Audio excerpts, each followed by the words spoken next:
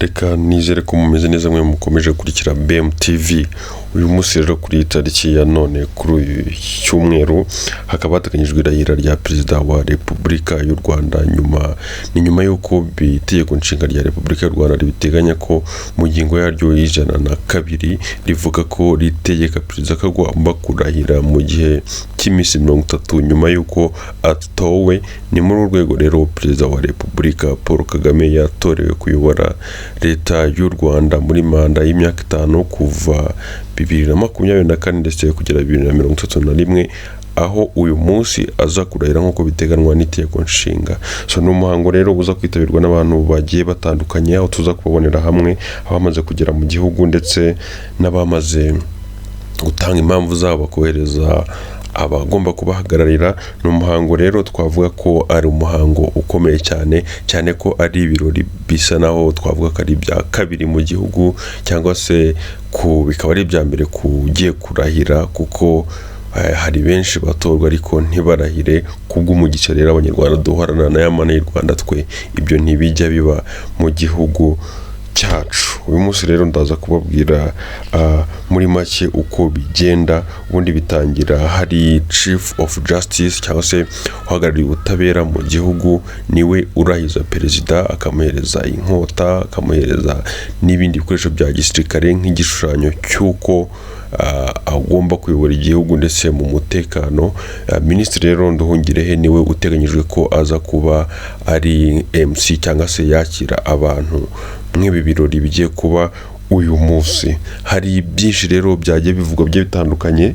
Hari biteganyijwe ko haza kuba akarasisi ka gisirikare, ndetse abagera mu nda y'ingoma cyangwa se bumva iby'imbere indani bo bavuga ko bagomba kuba karasisi k'indege uyu munsi, mu gihe kagombaga kuba bari gutaha stade Amahoro, ariko ntibyakunda. Babyibuka, murabizi ko abakoresha urubuga rwa Twitter bari bagiye babibona cyane.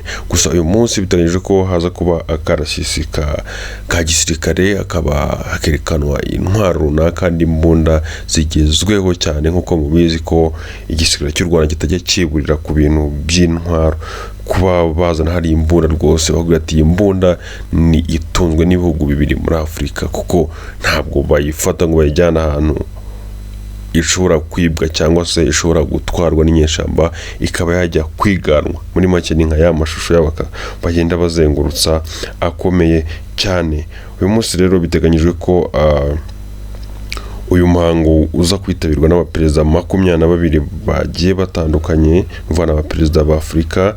Harimo abamaze kugera mu gihugu cy'u Rwanda ubu tuvugana ku isaha ya 2:00 z'ijoro. Twari dufite amakuru y'uko hari abaperezida bamaze kugera mu gihugu, harimo perezida wa Gabon Brice Oligui Nguema, perezida wa Ivory Coast, ndetse ntabwo ari perezida, ni vice perezida wa Ivory Coast Tiemoko. Hari Sao Tome and Principe Prime Minister bamaze kuhagera. Hari Salva Kiir wa Sudan, ndetse uyu munsi ari nawe uyoboye East African Community. Hari Embaro perezida wa Guinea Bissau. Hari Emmerson Mnangagwa perezida wa Zimbabwe. Abo bose bamaze kuba bahagera. Hari perezida wa Guinea ariwe Mamadou Mbaye, bamaze kuba bahagera. Minisitiri wa Senegal Ousmane Sonko nawe yamaze kuba ahagera. Nuvuga ngo abaperezida 22 ntabwo bigeze batenguha Perezida wa Repubulika y'u Rwanda ugiye kurahira uyu munsi, bose bamaze kuba bahagera. Ndakomeza rero kubararikira ko mwakomeza kuza gukurikirana uyu muhango w'irahira rya Perezida wa Repubulika, aho nza kubahereza hano live uko uza kuba ugenda ukurikirana. Muraza kureba hano live, nkambarakira kugumisha hano urushinge rwanyu, cyangwa se kuza hano mugakurikirana. Ndaje bashiraho premier, muraza kuwukurikirana. Ewana biraza kuba ari uburyohe. Biteganyijwe ko rero stade Amahoro iza kuba yuzuye yakubise, ndetse hari n'abavuga ngo baze gutonda umurongo abo byanga bamanuke mu migina bamanuke za Kimirongo ariko burira imisozi hanyuma bakomeza gushyigikira umukandida wabo cyane kuba mwitoreye ku kigero cya 99%. Ndakurakira gukora subscribe kandi like ndetse ukaguma hano kuri channel yacu tuzatuguhereza amakuru buri munota muzajya mukurikira amakuru hano uko agenda akurikirana. Ciao ndabakunda cyane. Ni This TV, ntuze kuraho suri yawe udakoze subscribe.